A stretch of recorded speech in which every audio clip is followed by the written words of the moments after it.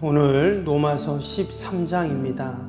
우리가 그동안 앞에서 이야기했던 복음이란 무엇인가에 대한 부분, 이것에 대한 실천적인 내용이 이제 13장에 나옵니다. 복음이 무엇인가에 대한 말은 신학적인 논의에서는 구원론이다, 이렇게 이야기를 합니다. 구원론이라는 것은 성부 하나님이 계획하시고 성자 하나님이 구속의 사역을 이루시고 이제 성령 하나님께서 우리 구원받은 성도들 한 사람 한 사람에게 어떻게 그것을 적용시켜 나가는가, 이거에 대한 설명이 바로 구원론이다, 이렇게 말합니다. 이렇게 말하면 더 어려울 수도 있는데, 쉽게 말하면 우리가 앞에서 그동안 계속 읽었던 은혜에 대해서, 또 믿음에 대해서, 구원에 대해서 우리가 12장부터 구원받은 성도들이 그 구원을 지식으로만 갖고 있는 것이 아니라 이제 어떻게 하라고 했죠? 내가 어떻게 이제 그 복음적으로 살 수 있는가? 그런 내용들이 이제 나온다고 했잖아요. 그래서 오늘 13절에도 보면 앞부분에는 세상 권세에 대해서 우리 구원받은 성도들이 어떻게 해야 되는가? 세금을 내야 한다. 그들을 존경해야 된다. 또 하나님이 그들을 세웠으니까 인정해야 된다, 이런 말씀들이 이제 나오죠. 그리고 중간 부분에는 이웃사랑에 대한 실천이 나옵니다. 그리고 뒷부분에 11절부터는 개인 경건에 대한, 그러니까 구원받은 성도들이 어떻게 우리 윤리적인 또 복음적인 삶을 살아야 되는가, 이런 말씀들이 쭉 나오게 됩니다. 한마디로 어떻게라는 거에 이제 강조를 두는데, 우리가 한 가지 이해할 것은 뭐냐면, 여러분 앞부분에서 율법과 복음을 계속 비교를 했어요. 율법과 은혜에 대해서 계속 비교를 했잖아요. 그래서 이 은혜를 강조하다 보니까 율법이 어떻게 됐어요? 좀 약화되는 그런 모습들이 있었습니다. 그러면 율법은 나쁜 거고 안 좋은 거고 약화시켜야 되고 그런 것인가? 그렇지 않잖아요. 특별히 지금 이제 어떻게 살아야 되는가라는 것은 다 행함이잖아요. 그래서 율법과 사실 관련이 있습니다. 오늘도 그 9절, 10절에 보면 십계명에 대한 말씀이 나왔거든요. 그래서 이게 지금 믿음을 계속 이야기하더니 왜 또 율법으로 돌아가나 행함으로 돌아가나, 이렇게 우리가 생각을 할 수가 있습니다. 그러나 복음적인 삶이라는 것은 우리가 당연히 은혜로 믿음으로 구원받고 우리가 살지만, 우리가 실제 우리의 삶 속에서는 어때요? 그냥 내가 행함을 행하는 거와 복음을 듣고 행하는 거와는 다른 것이죠. 여러분, 똑같이 저기 착한 사람이 있어요.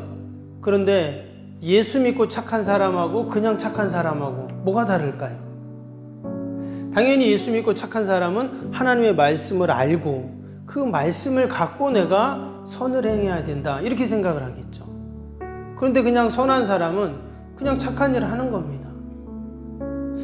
그래서 우리가 복음을 간직한 자로서 이제 복음적인 삶을 산다는 것은 믿음과 무관하지 않아요. 당연히 우리가 예수님 믿고 우리가 구원받은 성도로서 이 땅에서 우리가 그런 믿음의 삶을 사는 것, 여러분, 이것이 바로 복음적인 삶인 줄로 믿습니다. 오늘 특별히 11절부터 14절까지 내용 한번 보려고 하는데요. 이 말씀은 우리가 많이 들은 말씀이죠. 특별히 어거스틴이 이 말씀을 통해서 큰 회심을 가졌다고 하는 너무나 유명한 그런 말씀 중에 하나입니다.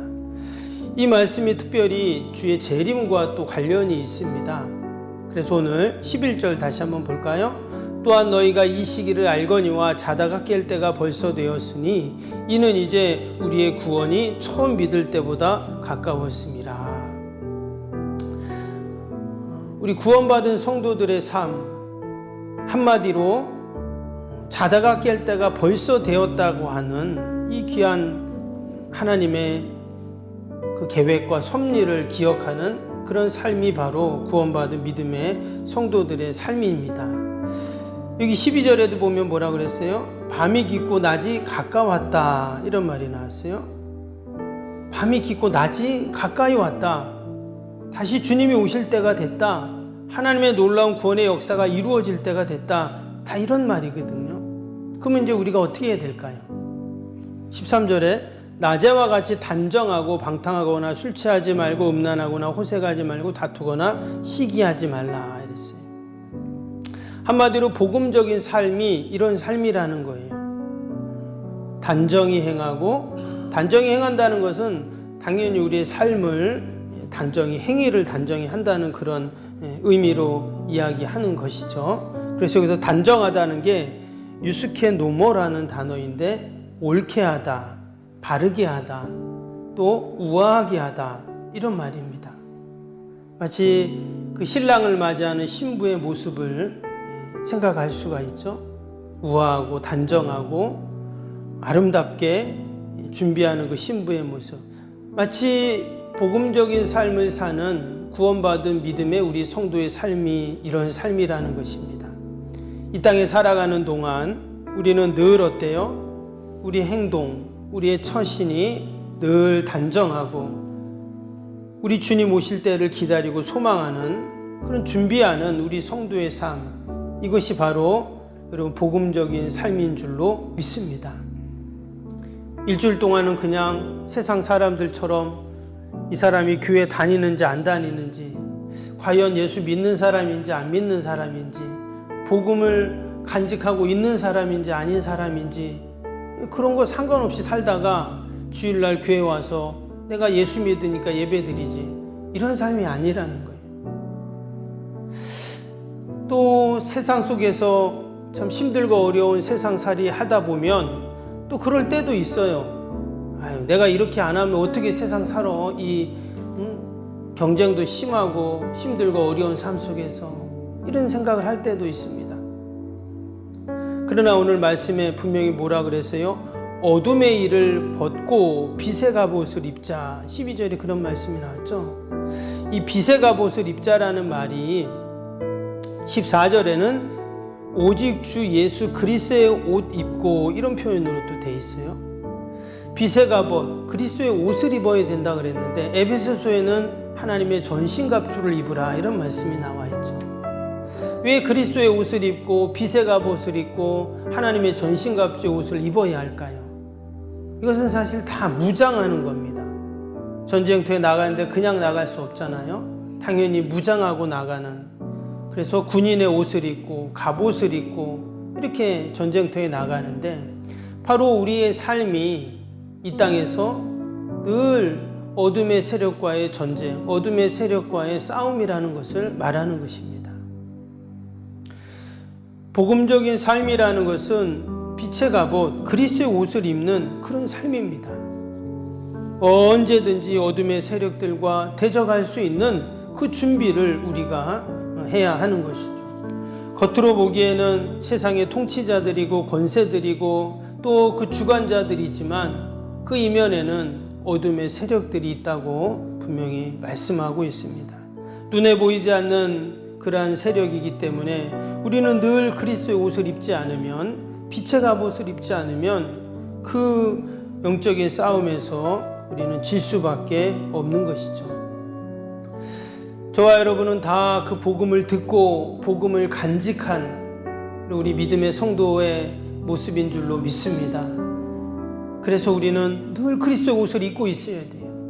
언제 어디서 그 어둠의 영들이 우리를 공격하고 그 영적인 싸움을 싸울지 모르기 때문에 늘 그리스도의 옷을 입고 자다가 깰 때가 벌써 되었음을 늘 우리가 기억하면서 여러분 믿음으로 승리하는 우리의 모습이 되어야 할 줄로 믿습니다.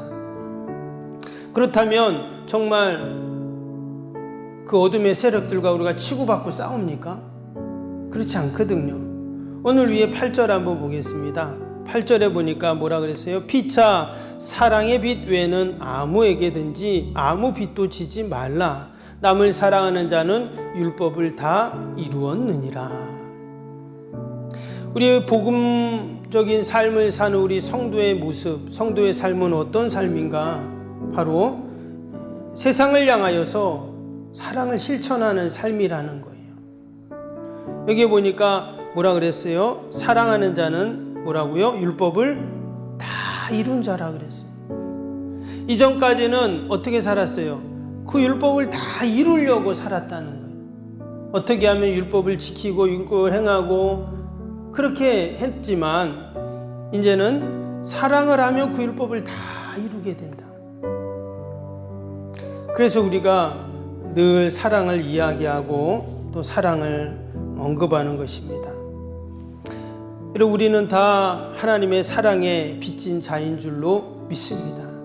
우리가 그 사랑의 빛이 아니었다면 우리는 이 자리에 있을 수가 없죠. 주님이 우리에게 보여주신, 베풀어 주신 그 사랑을 생각할 때 사실 우리는 그 주님의 사랑을 다 갚을 수가 없어요. 나도 나름대로 뭘 한다고 이야기하고 내가 주님 위해서, 교회 위해서, 하나님 나라 위해서 나도 이렇게 합니다 말하지만 여러분, 주님은 우리를 위해서 목숨을 바치셨잖아요. 우리를 위해서 스스로 가난해지셨잖아요. 그 수치와 모욕을 다 당하셨잖아요.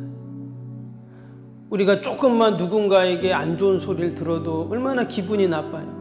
조금만 다른 사람이 나를 무시해도 얼마나 화가 납니까? 조금만 다른 사람들이 나를 인정해 주지 않아도 나를 아무 잘못도 없는데 나를 오해할 때 여러분 얼마나 우리가 서운하고 마음이 힘들어요. 그런데 우리 주님께서는 아무 죄가 없는 분이셨지만 나를 위해서 수치를 당하시고 모욕을 당하시고 오해를 받으시고 부당한 재판을 받으시고 결국은 나 때문에 십자가에서 그 비참한 죽음을 죽으셔야 했던 그 모습을 생각하면 여러분, 우리가 무엇으로 그 주님의 사랑의 빚을 갚을 수가 있습니까?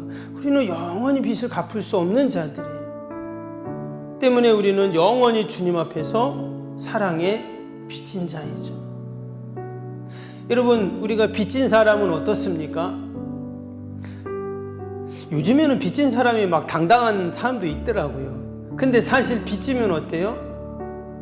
나에게 그것을 빌려준 사람에게 미안하잖아요. 고맙잖아요. 우리는 늘 주님께 사랑의 빚을 진 자인 줄로 믿습니다. 또한 그 사랑의 빚을 갚아야 되잖아요. 그 갚는 것이 바로 여러분, 우리가 복음을 간직한 자로서 우리가 그 사랑을 나누는 여러분 그러한 우리의 모습이 되어야 할 줄로 믿습니다. 그래서 9절에 보니까 뭐라고 합니까? 간음하지 말라, 살인하지 말라, 도둑질하지 말라, 탐내지 말라. 이웃에 대해서 어떻게 해요? 내 자신과 같이 사랑하라 하신 말씀 그 가운데 다 들었느니라. 바로 내가 주님의 사랑에 빚진 자들인데 이제는 이웃들에게 그 사랑을 나누는 그런 삶을 살라고 그렇게 말씀하고 있습니다. 오늘도 저와 여러분이 다 주님의 사랑에 빚진 자로 이제는 우리가 이 복음의 귀한 은혜들을 우리가 잊지 않고 오늘도 만나는 모든 자들에게 또 우리가 처한 곳에서 여러분 이 사랑을 실천하는 저와 여러분이 되시기를 주님의 이름으로 축복합니다. 우리 오늘 주일 기도 같이 하겠습니다. 1번부터 15번까지 기도입니다. 우리가 믿음으로 함께 읽고 아멘으로 하답하며 기도하겠습니다. 1번부터 15번까지. 하나님과의 친밀함이 더욱 넘치며 주님의 뜻을 통찰하게 하옵소서. 아멘. 건축이 진행되는 동안 날마다 샘솟는 하늘의 은혜로 채워 주옵소서. 아멘. 영역과 리더십 건강을 더하사 교회 건축을 은혜롭게 섬기게 하옵소서. 아멘. 신령한 생명의 양식을 공급함으로 성도들의 영혼이 부흥하게 하옵소서. 아멘. 건축을 위하여 맡겨진 소임을 더욱 충성스럽게 감당하게 하옵소서. 아멘. 영적으로 충만하여 하나님의 은혜가 날마다 샘솟듯 넘쳐나게 하옵소서. 아멘.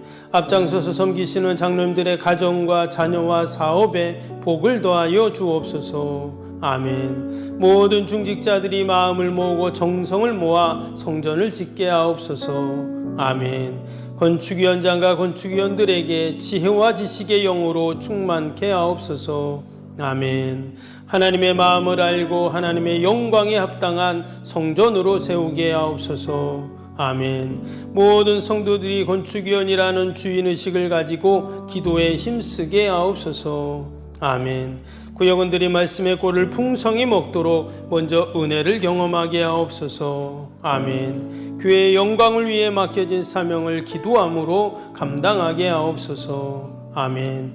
평신도 지도자들이 굳은 일이나 힘든 일에 앞장서 섬기게 하옵소서. 아멘. 한마음으로 주님의 비전을 보게 하시고 믿음으로 승리케 하옵소서. 아멘. 예수님의 이름으로 기도합니다. 아멘. 사랑과 은혜가 충만하신 하나님 아버지, 이제 우리가 복음을 들은 자로, 복음을 간직한 자로, 복음의 은혜를 누리는 자로 우리가 어떻게 이제 복음적으로 살아야 합니까? 우리가 오늘 로마서 말씀을 통해서 아버지 사랑의 빚진 자임을 다시 기억합니다. 오늘도 우리가 주님께 이 사랑의 빚을 잊지 않게 하시고 우리가 만나는 모든 자들에게 또 우리의 이웃들에게 이 사랑을 나누고 전하는 복음의 삶을 살게 하여 주옵소서. 믿음으로 산다는 것이 무엇입니까? 나 때문에 다른 사람이 행복하고 즐겁고 또 예수님 만나고 또 하나님이 주신 은혜와 복을 누린다면 그것이 믿음의 삶이요 참된 그리스도의 삶인 줄로 믿습니다. 늘 약속의 말씀 붙잡고 실망하지 않게 하시고 주님 주시는 그 힘을 공급받아 우리가 늘 승리하는 저희들이 되게 하여 주옵소서. 우리의 모든 세상의 옷을 벗어버리고 그리스도의 옷을 입게 하시고 빛의 갑옷을 입는 저희들이 되게 하여 주옵소서.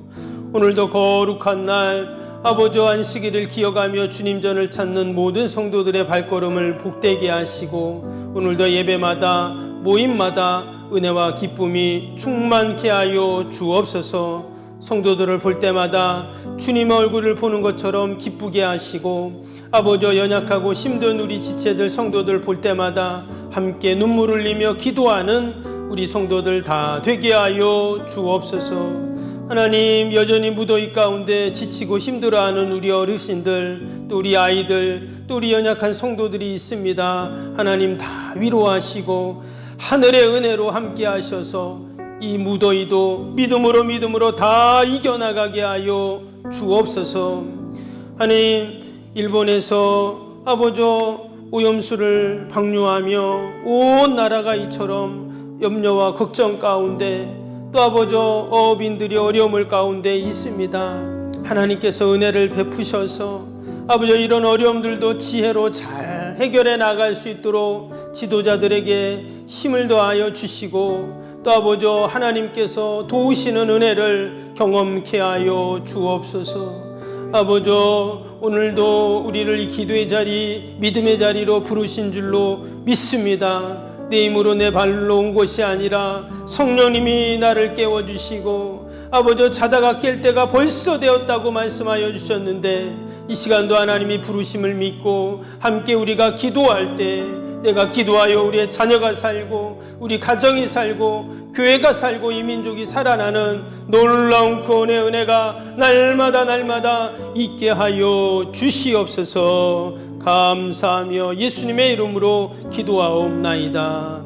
아멘. 하늘에 계신 우리 아버지의 이름을 거룩하게 하시며 아버지의 나라가 오게 하시며 아버지의 뜻이 하늘에서와 같이 땅에서도 이루어지게 하소서. 오늘 우리에게 일용할 양식을 주시고 우리가 우리에게 잘못한 사람을 용서하여 준 것 같이 우리 죄를 용서하여 주시고 우리를 시험에 빠지지 않게 하시고 악에서 구하소서.